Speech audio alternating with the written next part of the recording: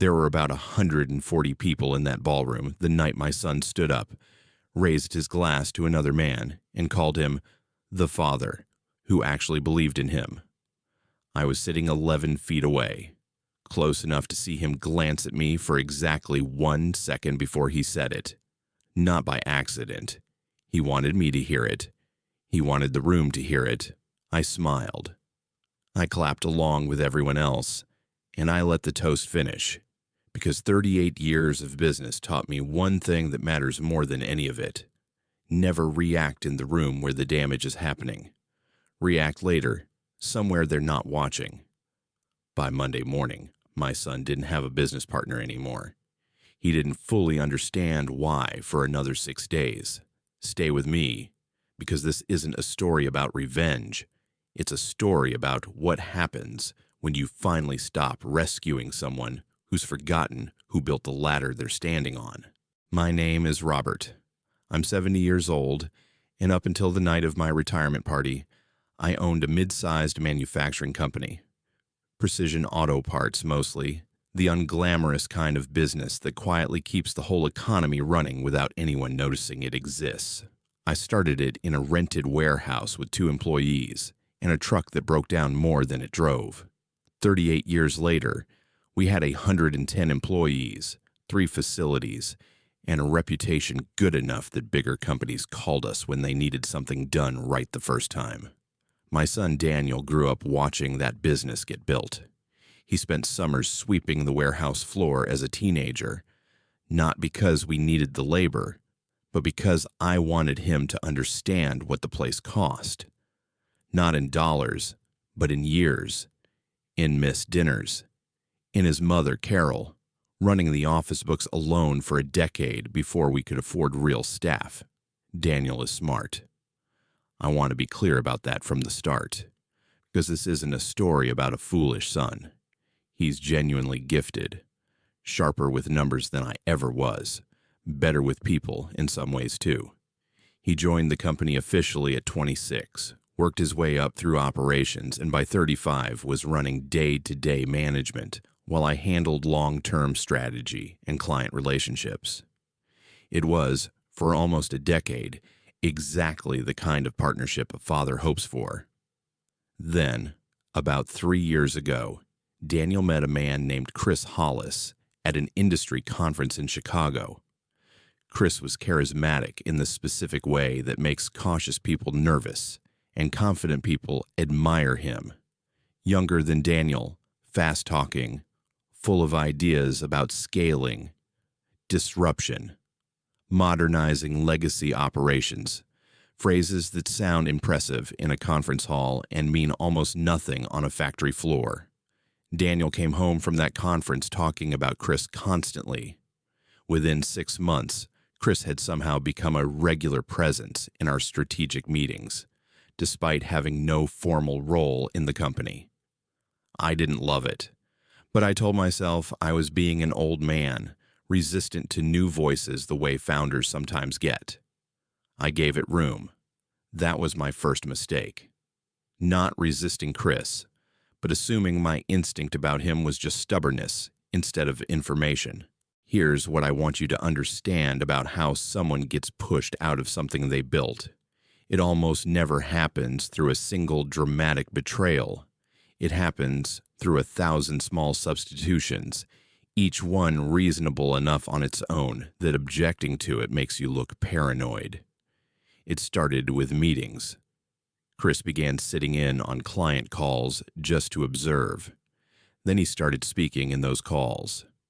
Then within a year, clients started calling him directly instead of going through Daniel or me, because Chris had made himself endlessly available, endlessly responsive, endlessly present in a way that felt, to the clients, like enthusiasm.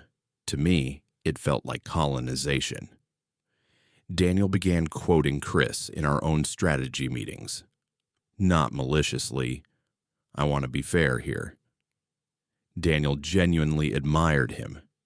He'd say things like, "Chris thinks we should restructure the Ohio facility," or "Chris has a model for cutting overhead by 12%, and increasingly, My own 38 years of hands-on experience started to sound, in comparison, like the objections of someone who simply didn't understand modern business anymore.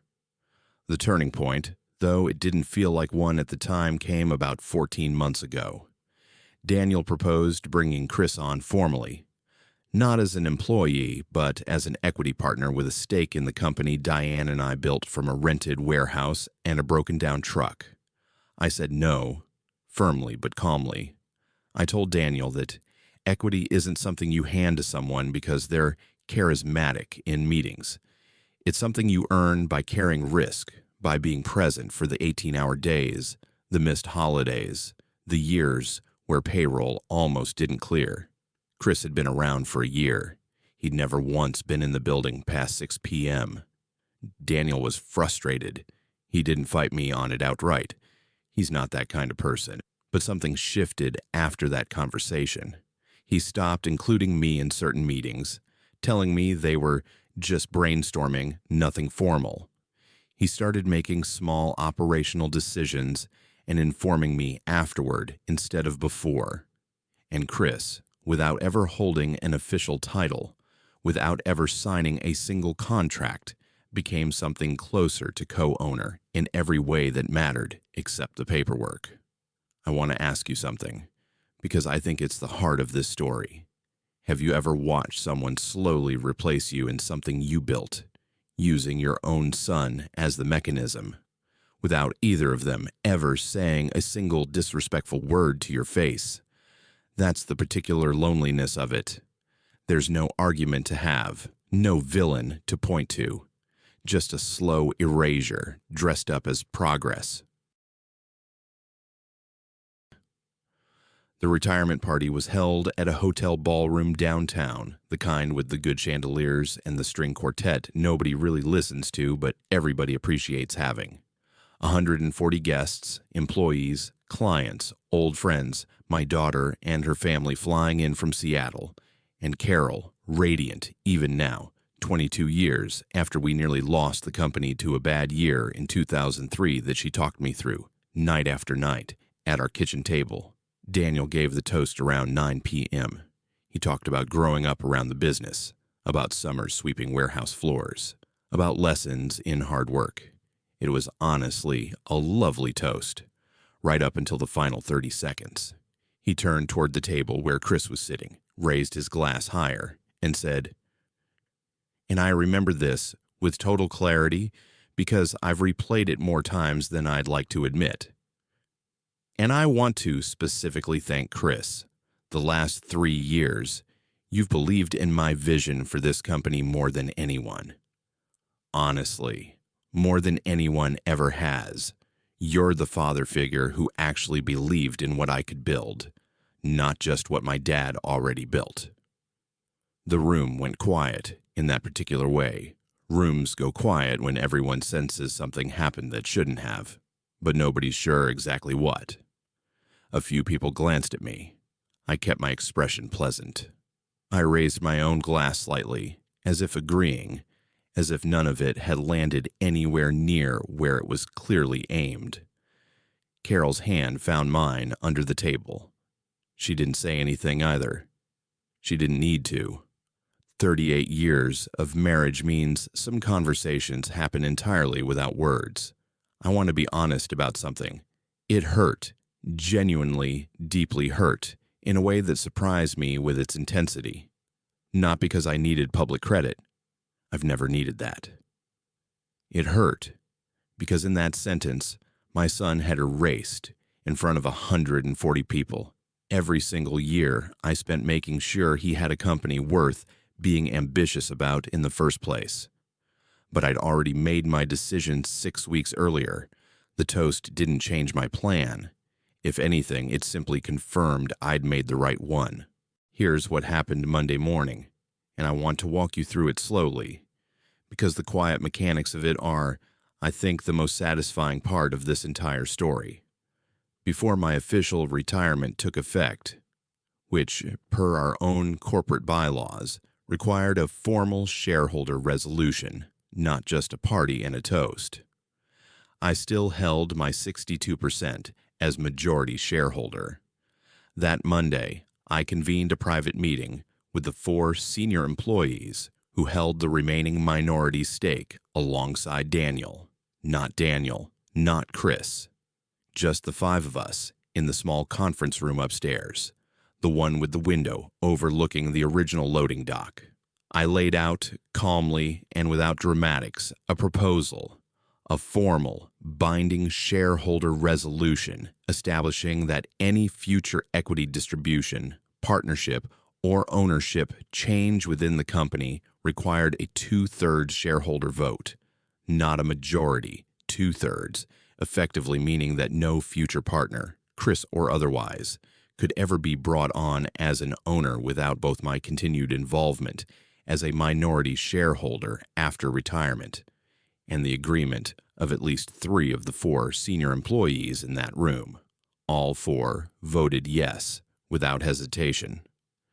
Combined with the 10% they held and the small minority stake I intended to retain post-retirement specifically for this purpose, the resolution passed with room to spare, regardless of how Daniel's 28% might have voted. It wasn't punishment. I want to be precise about that because I've thought about it a great deal since. It wasn't about keeping Daniel from ever growing the company or bringing in new talent.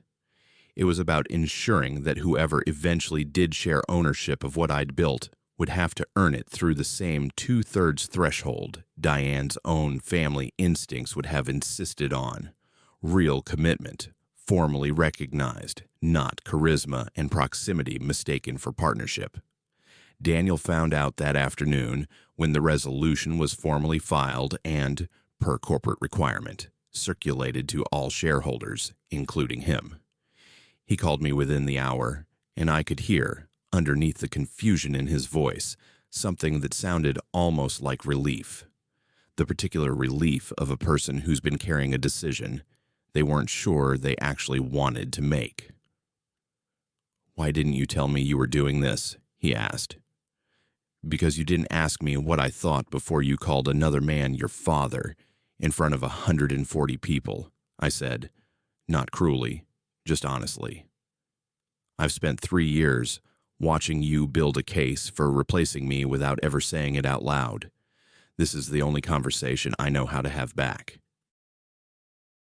Chris never made it to co-owner.